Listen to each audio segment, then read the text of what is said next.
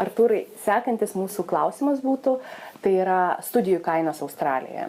Tiek koledžų, tiek universitetų. Visų pirma, tai gali būti anglų kalbos studijos, kurios kainuoja $170–230 per savaitę. Galima mokintis rytais arba vakarais ir galima mokintis tiek savaičių, kiek tik tai nori pagal poreikius. Tai nuo 2 savaičių iki metų ar 2, priklausomai nuo to, kokį tau lygį reikia pasiekti. Koledžai tai yra pačios populiariausios studijos. Kainos metams laiko būtų nuo $5,000 iki $7,000. Galima mokėti kas 3 mėnesius, tai didelis palengvinimas. Tai sakykime, ir tuo atveju, jeigu žmogus nežino, ar jisai išbus ten 2 metus ar metus, tai tu susimoki už 3 mėnesius, tos 3 mėnesius atsimokai ir paskui, jeigu sugalvosi išvažiuoti ar pasikeisti vizą ir panašiai, už tai mokėti nereikės vėliau. Kitas momentas, kol tu gyveni Australijoje, tu gali dirbti ir kas tuos 3 mėnesius susitaupyti pinigų, kad susimokėtum už sekantį etapą. Brangiausios studijos Australijoje tai studijos universitetuose, magistratūra arba bakalauras. Priklauso, kur mokinsies, bet privačiose įstaigose kainos turbūt būtų apie 10–12 tūkstančių bakalauro studijos, tai čia pigiausi variantai, ir magistratūros 12–14, vėlgi pigiausi variantai. Prasideda semestrai Liepos mėnesį, vasario mėnesį ir spalio mėnesį. Tai reiškia, galima mokintis bet kada. Tuo tarpu koledžai prasideda dažniausiai 8 kartus per metus. Galima pradėti ir anglų kalbą galima pradėti kiekvieną pirmadienį.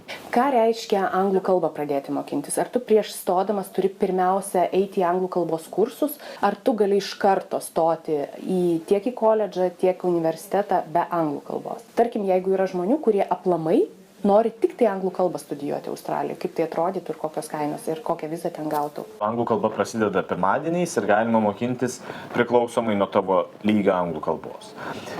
Prieš atvykstant, kad žinoti, koksai lygis ir kiek reikėtų mokintis, duodamas atlikti testas, kurį atlieka koledžas, tai online testas.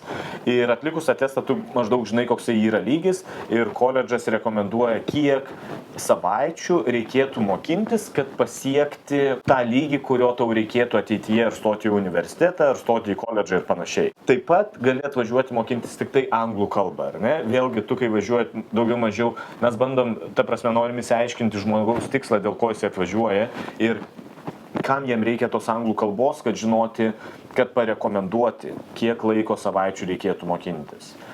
Anglų kalba nėra būtina. Jos neprivaloma mokintis, jeigu kalbi puikiai angliškai, bet aš visada rekomenduoju pasiimti bent jau 4–6 savaitės anglų kalbos, dėl to, kad po anglų kalbos gali būti iki 8 savaičių atostogos, per kurias darbo laikas yra neribojamas. Vienas dalykas, tai čia ekonominis faktorius. Toksai psichologinis momentas, kai tu atvažiuoji tik tai, kad ir tu kalbi gerai angliškai, bet daugelis iš atvažiavusių dėl streso sako, man šiek tiek čia nelabai smagu, nelabai jauku pradžioje, ar ne, kad šiek tiek lengviau, kai tu turi tas kelias savaitės prasilaužti, ar ne. Kitas momentas, tu anglų kalboje susitinki visus tokius ką tik atvažiavusius. Visi neturi draugų, visi nori susirasti pažįstamų, kažkokio tai gero laiko turėti ir panašiai. Aš pats iš savo patirties galiu pasakyti, mokintis anglų kalbą buvo labai fainai. Ta prasme, buvo visi tie, aš, pavyzdžiui, angliškai nešnekėjau, kai nuvažiavau, ir buvo visi tie žmonės, kurie nešneka angliškai, bet tu su jais bendrauji kažkaip tai, ir pirštais, ir pieši, ir panašiai. Ir tu eini su jais vakarieniauti ar pietauti ir puikiai susikalbi su visais. Tai tas pradinis toksai pereinamasis laikotarpis, jis tikrai labai tą pradžią suminkština, jeigu aš taip galėčiau pasakyti.